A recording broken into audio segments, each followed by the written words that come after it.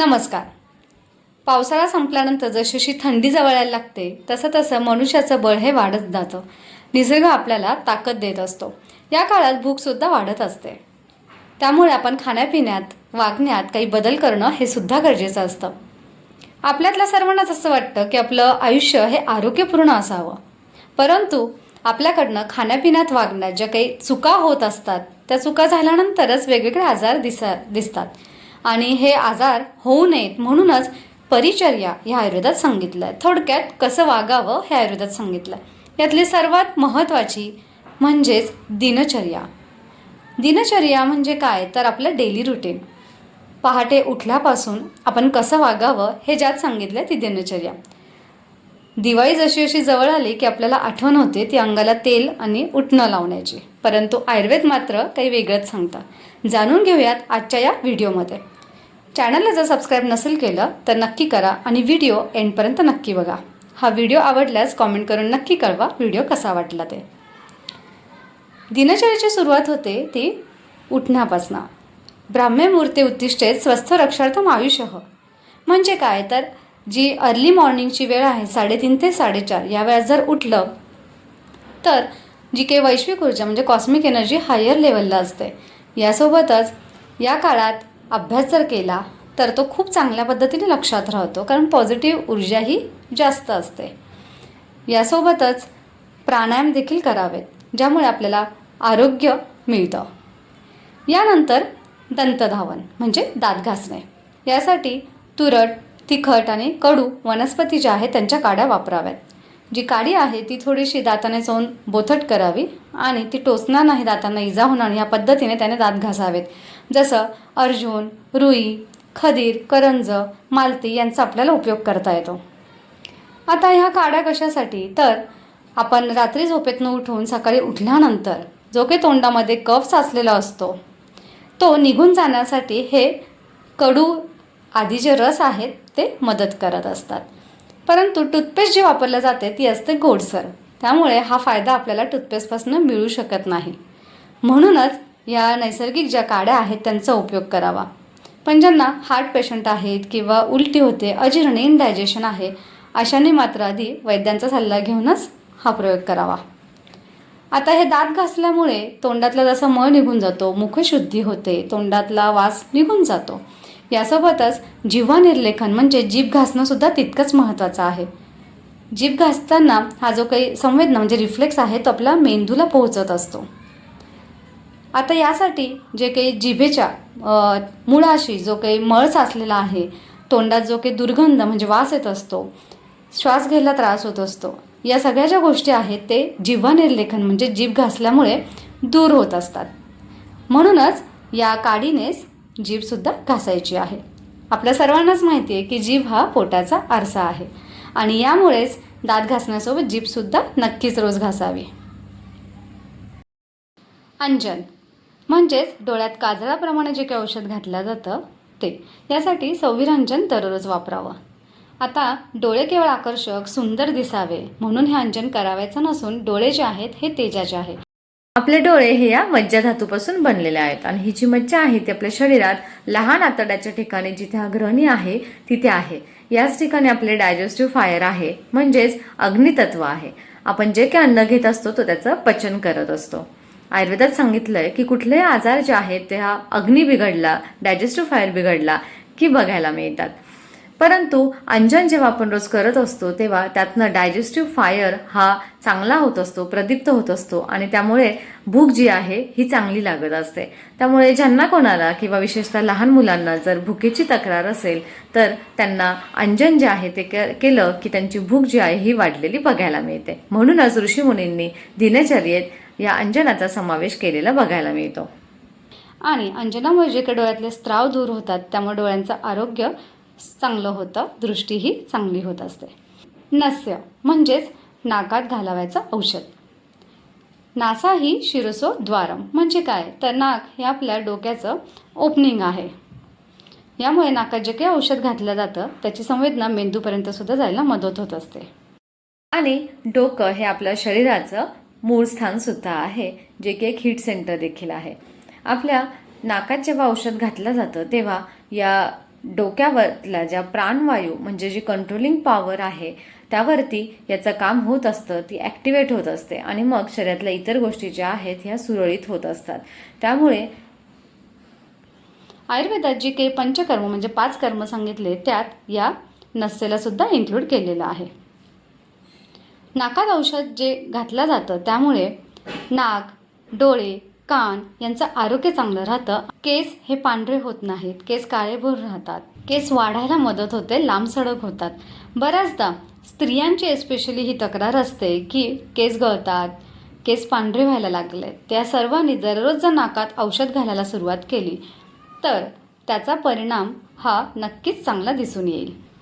गंडूश म्हणजेच तोंडात धरावायचं औषध. यासाठी आपल्याला तेलसुद्धा दररोजसाठी वापरता येतं.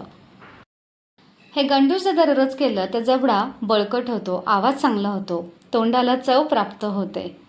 यासोबतच दात जे आहेत हे स्ट्रॉंग होतात, दात फुटत नाहीत, तुटत नाहीत. याच्यासोबतच ओठ जे आहेत हेही फुटत नाहीत. सेन्सिटिव्हिटी दातांना वाटते ती सुद्धा दूर होते. कडक वस्तू चावून खाण्यासारखी ताकद जी आहे दातांमध्ये मजबूती येते. चेहरा जो आहे हा कांतिमय, तेजस्वी, भरीव असा दिसतो. यामुळे गंडूश हे नक्की करावं. आणि सगळ्यात महत्त्वाचं म्हणजे ज्यांना व्हेरिकोज व्हेन्स आहेत म्हणजे पायाच्या शिरा आधी जर फुलल्या असतील तर त्यांनी मात्र हे तेल 25 ते 30 मिली प्रमाणात सकाळ संध्याकाळ जे आहे हे दोन्ही गाल फुगवून तोंडामध्ये एक साधारण 10 ते 20 मिनिटं धरावं आणि नंतर ते थुंकून द्यावं. असं जर केलं तर त्यांच्या व्हेरिकोज व्हेन्स कमी व्हायला नक्कीच मदत होते. तर यासाठी तुम्ही शुद्ध तिळाचं तेल जे आहे याचा नक्की प्रयोग करावा. ना नेहमी घशामध्ये कोरडेपणा वाटतो तो सुद्धा या गंडूशाने दूर व्हायला मदत होते. अशाच प्रकारे धूमपान म्हणजेच औषधी धूर इन्हेल करणे आणि तांबूल म्हणजेच सुगंधी पदार्थ तोंडात धारण करणे याचा सुद्धा उल्लेख आपल्याला ह्या दिनचर्येत बघायला मिळतो. या दिवाळीच्या निमित्ताने सगळ्यात महत्त्वाचं जे मला सांगायचं आहे ते आहे अभ्यंग म्हणजेच अंगाला तेल लावणे. आता आयुर्वेदात सांगितलं आहे अभ्यंगमाचरेत नित्यम स जरा शमवातः दृष्टीप्रसाद पुष्ट स्वप्नसूत्वक दार्ढ्यकृत. म्हणजे काय तर दररोज जर आपण अंगाला तेल लावलं तर या वातदोषाचं शमन होतं. ते कसं होतं तर आपली जी काही त्वचा आहे जिथे हे स्पर्शनेंद्रिय आहे त्या ठिकाणी हा वातदोष असतो जो की वृक्ष म्हणजे कोरडेपणा असणार आहे आणि तेल लावलं की या वृक्षगुणाचं शमन होतं, तिथे स्निग्धता येते आणि वाताचं शमन होत असतं. तर सगळ्यात महत्त्वाची वाताची ट्रीटमेंट म्हणजे ही अभ्यंग आहे. त्यानंतर आहे जरा म्हणजे म्हातारपण दूर करणं. तर इथे तोंडाला सुरकुत्या पडणं म्हणजे चेहऱ्याला सुरकुत्या पडणं किंवा केस पांढरे होणं इतकंच हे एजिंगचं लक्षण असं अपेक्षित नसून जे काही हेल्दी लाईफ बिईंग म्हणजेच आरोग्यपूर्ण आयुष्य जे आहे हे आपल्याला अभ्यंगामुळे मिळत असतं. आणि त्यानंतर श्रमहा म्हणजे शरीर आणि मनाचा सुद्धा थकवा हे अभ्यंग दूर करतं.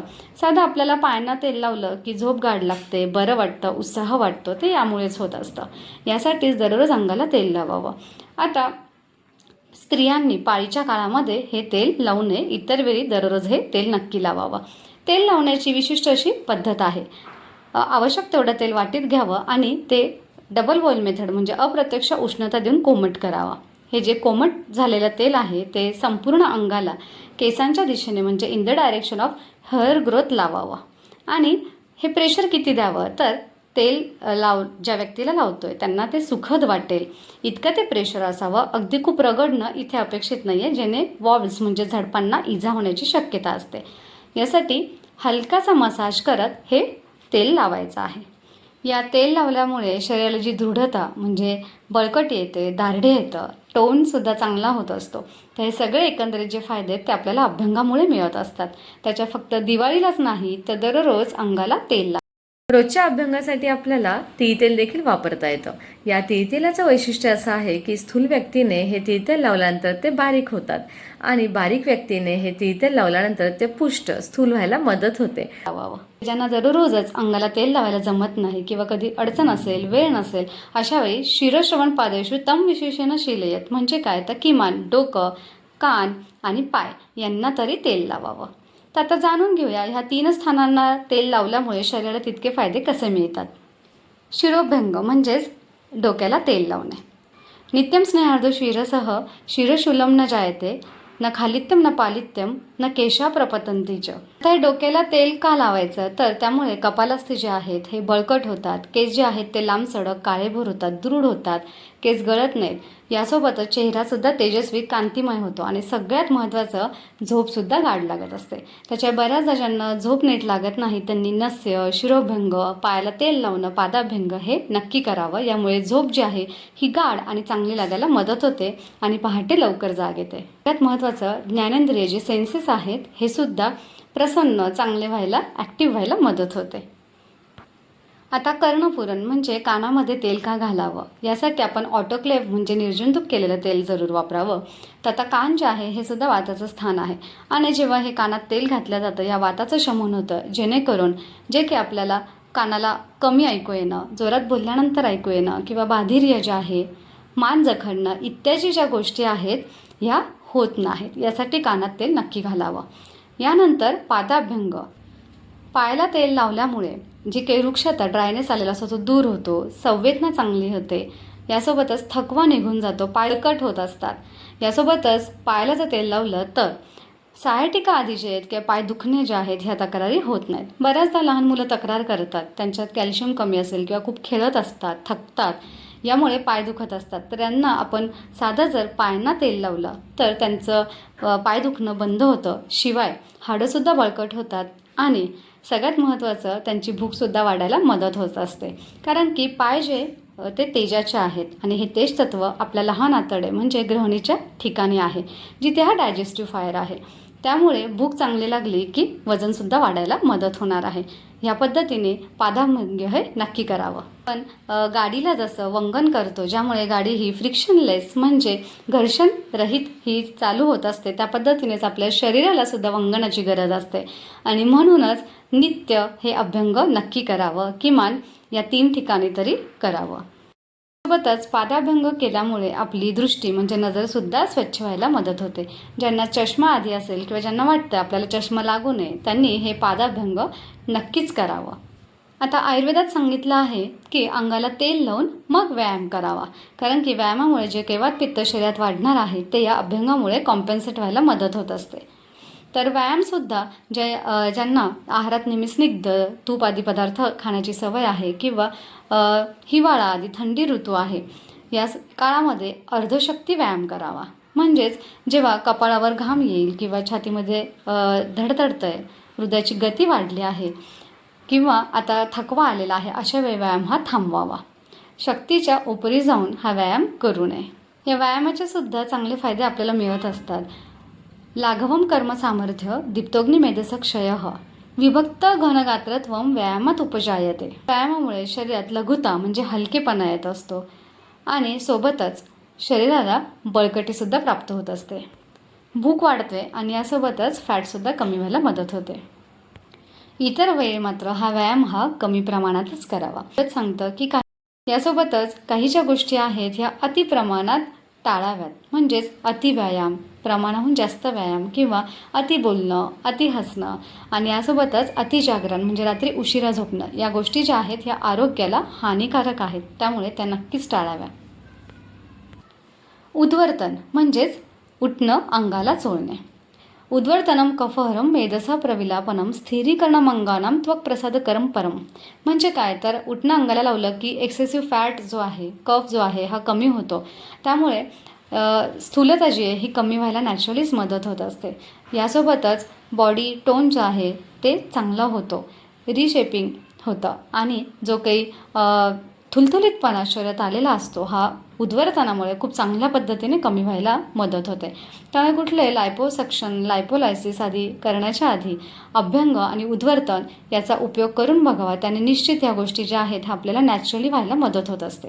या उठण्यामुळे त्वचासुद्धा कांतिमय, तेजस्वी, फ्रेश अशी दिसायला मदत तर नक्कीच होते. स्नान म्हणजेच आंघोळ करणे. यामुळे जसं आपली स्वच्छता होत असते, मलभाग दूर होत असतो, यासोबतच आयुष्यसुद्धा या आंघोळीमुळे वाढत असतं आणि डायजेस्टिव्ह फायर जे ही सुद्धा या स्नानामुळे वाढायला मदत होत असते. आवर्जून सांगावंसं वाटेल की बऱ्याच जणांना बेड टीची किंवा अगदी सकाळी उठल्यानंतर नाश्त्याची सवय असते आणि मग नंतर ते आंघोळ करतात. तर ह्या खूप चुकीच्या सवयी आहेत.